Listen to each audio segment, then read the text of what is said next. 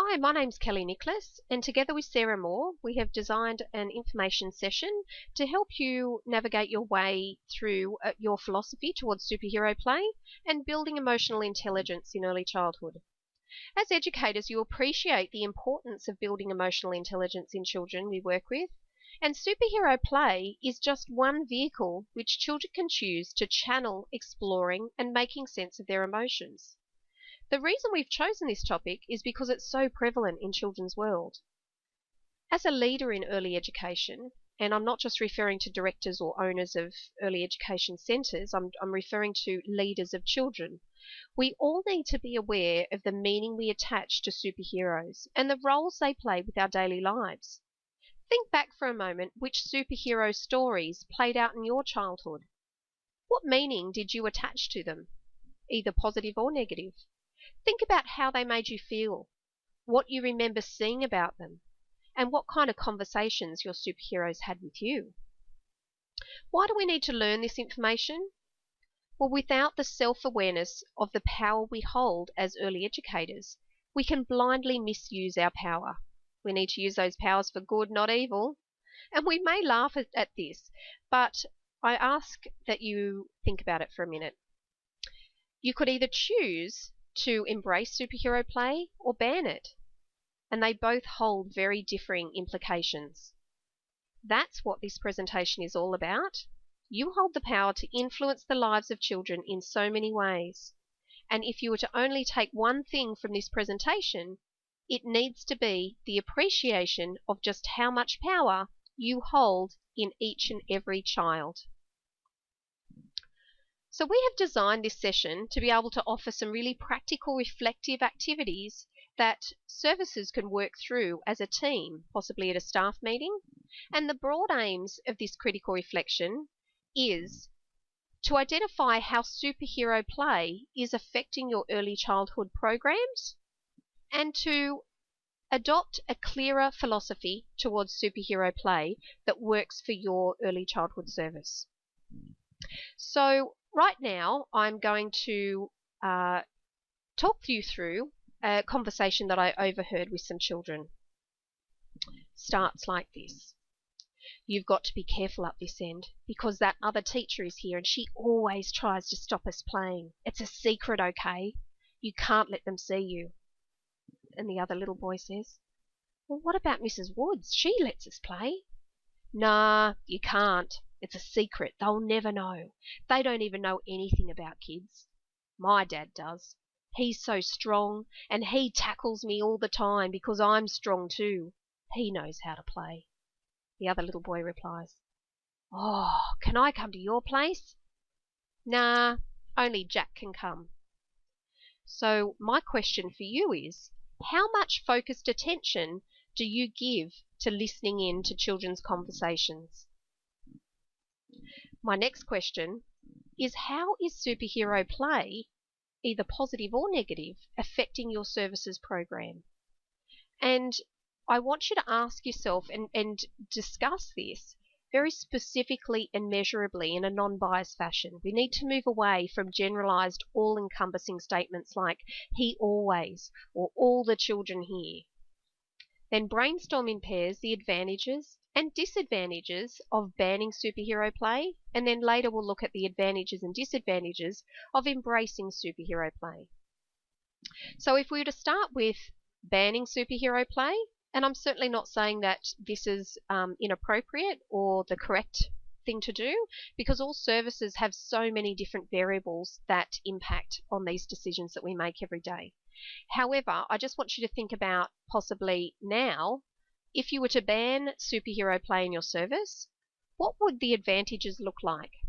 So you might find that the rough style of play may seem to slightly decrease. The quieter children that are normally easily intimidated by rough, loud play may feel a stronger sense of belonging and possibly be more willing to engage in experiences outside their comfort zone when they feel that safety and security. On the other hand, with our disadvantages, that superhero play may go underground. Children will start to think that it's wrong to be interested in feeling powerful, strong, and in control. Your relationship of mutual trust and respect with the children may grow further apart. Children may act out with varying behaviours if they're feeling forced to suppress their desire to act in a powerful way. And I also want to ask you, are we limiting children's choices in developing emotional intelligence? So now, moving on to the other side of the coin, if we were to embrace the superhero play, what would the advantages look like? So you may be more likely to gain children's respect and admiration. Children are more inclined to listen to you if they have an issue. Children are more likely to abide by the rules if the peers help reinforce them. You can express powerfulness in a safer and more controlled manner. There may be less accidents. Children can expand their emotional language and further develop emotional choices. Children are more willing to negotiate or compromise the rules. They may want to confront and absolve their fears. There may be more development of confidence, and they can draw on life experiences and share understandings of cross-cultural customs. They may want to refine their cooperative play skills and building resilience in children who have not had a lot of exposure to diverse play environments. Now, on the other hand, the disadvantages, it may actually take a little while before children realise that they can be free to explore their powerful characters in teacher presence, and they may stay underground. Children may still get carried away occasionally, and some accidents still may occur. And children will still try occasionally to use their power to dominate others. So now, my question to you is, to be a little bit playful, if you could have only one supernatural power, what would you choose? And the idea of this is just to help get you in a mindset of understanding play through the lens of a child. So children obviously have a very strong need to feel admired, powerful, and that innate need is a really big part of their lives, and even feeling like they're being accepted by their peers. Wherever a child goes, they will to some extent be exposed to strong superhero marketing. Therefore, a lot of the concepts and objects that they admire are things that have amazing powers, incredible wisdom, are invincible, and hold an element of danger. Inevitably, you are competing with professional commercial production marketing experts who put a huge amount of energy into designing the latest character that will really capture children's attention and make top dollar. So we need to be thinking about how are we helping children to assess and question the marketing of such products? How are we supporting them to have a sense of agency as a consumer? Another good example of encouraging children to create their own superhero and provoke their creative thinking by asking what powers would they have and why did you choose those powers? Maybe they could then extend that by exploring it through play, storytelling, or maybe even make an iMovie. So children have a very strong desire to feel in control of their little corner of their world, particularly when they have so many demands put upon them from an adult world. So the point is, of what we need to also be aware of, is that for children whose self-esteem leans towards autonomy, quite often they are willing to risk your disapproval in order just to prove that you cannot make them do something. And children like to channel this interest through their dramatic play. Dramatizing can be an emotionally healthy way that children can attempt to make sense of the grown-up world that is more and more intruding on early childhood. An imaginative play can also be a healthy coping mechanism to retreat to when reality is becoming overwhelming to a young person. So for children who do feel that strong sense of autonomy to prove that you can't make them, as adults we need to be very cautious that we don't fall into the trap of the dance that we do with children. So in this circumstance, it might start with the adult who starts with a demand where the child then resists. The adult then threatens, the child then rebels.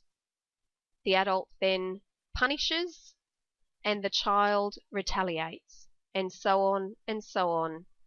And who wins? Absolutely no one. So the aim of what we're thinking about here and what we need to be aware of is that as the adult in a child's life, we need to be the bigger, wiser, kinder person that does not fall into the trap of butting heads with children. And I love this quote by Dr. Louise Porter, who reminds us that a guidance approach accepts that children are more emotional than adults, and that the core task of childhood is learning how to manage their feelings and impulses. And if we punish children for not knowing how to do this, we are punishing them for being children. So the other aspect of it as well is that if we are choosing to make decisions with children of, for example, banning superhero play or guns or whatever it might be, quite often it is that we are telling children, remember, no guns at preschool. However, when children are doing something poorly, there are lots of different options for change. So we need to be careful that we're not simply reminding them of what they're doing wrong without giving them any clues for improvement. So now I want you to think about and discuss with your team, how can we keep our childcare setting a safe place for all to play without ignoring that importance of them to feel strong, powerful and accepted? Where you stand with superhero play may need to be fluent, as I said before, there are so many variables in early childhood, such as the children in term 1 may be very different to children's capabilities in term 4, changes in staff, the environment, children's backgrounds and culture. This therefore means that you need to critically reflect on this topic continually. So you may want to ask yourself, what is influencing our children's play right now, and how can we keep our setting a safe place for all to play? How are you involving the families with this process as well? Are you possibly giving tips in newsletters about aggressive play? Could you be encouraging occasionally a technology-free day or weekend? All of these examples are designed to support looking outside of what's underneath of children's behaviours. So now I'm going to provide you with a few little strategies that are aimed to assist with if you were embracing superhero play and how to also keep them safe. So the first thing that I want you to be mindful of is viewing as an educator and a leader of children's play through a lens of curiosity. Redirect fighting play to rescue play. Point out to children when superheroes do show desirable qualities. Discuss with children about the qualities that appeal to children the most. Ask them to analyse that. Introduce information about real heroes and heroines from various cultures. Create stories with powerful characters, with children's illustrations and role play. Analyse the concept strength with children and what power means to them and what does it look like. Can you draw me a picture of it? Be mindful that when the laughter stops and the threats or complaints begin, help the children get back on track. Help children to build on their interests. So, for example, Star Wars could lead to space exploration. And then when we're thinking about what children are most curious and love, looking at how we can channel that. So dangerous animals, dinosaurs, storms and natural disasters, firefighters, police officers, army officers, giants. Creating a safe place outside that can represent a calm, peaceful area that all children must respect.